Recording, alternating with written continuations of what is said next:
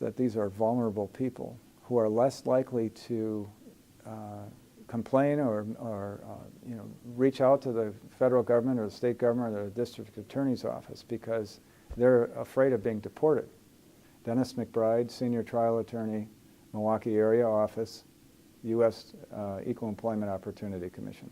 I was talking about why the EEOC cares about immigration issues, and it had to do with the huge number of cases we've had over the last 15 years where we represent undocumented workers, typically who have been sexually abused on farms or in other agricultural facilities. Well, all the laws apply to them.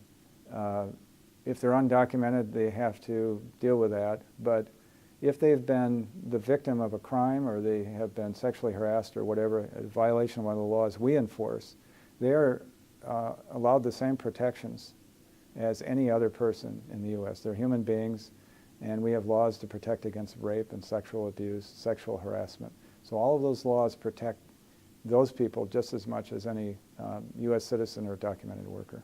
Some of these employers are taking advantage of the vulnerabilities of these people. In my case, the Koster case that I prosecuted in Iowa, we had women who had children and they had other family members, and they were afraid that the children might be taken from them, or that some of the people would be deported. They wouldn't have the life that they had hoped to have in Iowa or whatever. But they were afraid of all sorts of ramifications occurring if they reached out to the EEOC.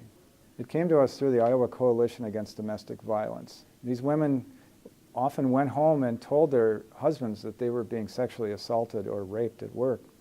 And the husband sometimes would beat them and say, you wanted it, you were bringing it on yourself or whatever. So they went to an encounter group with the Coalition Against Domestic Violence. And the lawyer for the coalition started hearing the same stories, that it was happening at DeCoster, it was happening at DeCoster, it was happening at DeCoster. So she went to a seminar, and there was an EEOC attorney there, and he said, call the Milwaukee office because you're in the Milwaukee district. And I got the call. We ended up getting over $1.5 million in penalties paid by two defendants, DeCoster Farms and Iowa Ag LLC.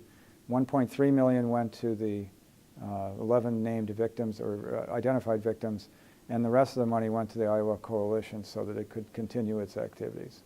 A U visa is something that was new at the time. I actually was able to get the first U visas in the country for the women that I was representing at that point. U visas are for victims of particular crimes. Rape is at the top of the list, so that was one thing that attracted attention, and we were able to get the U visas. But it allows people to get legal work status and stay in the country while they're assisting enforcement authorities like the EEOC in carrying out our activities. And it could lead to a permanent residency status. A T visa is for victims of labor trafficking and sex trafficking.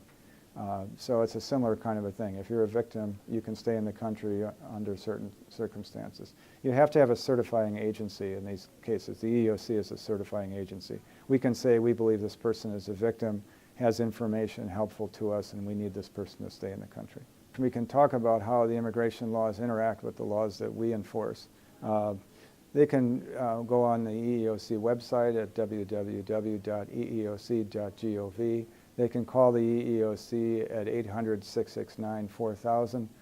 They can call me personally at 414-297-4188. And of course, they can reach out to the U.S. Citizenship and Immigration Services website and telephone numbers and whatever there too, because those are the people who actually enforce the immigration laws.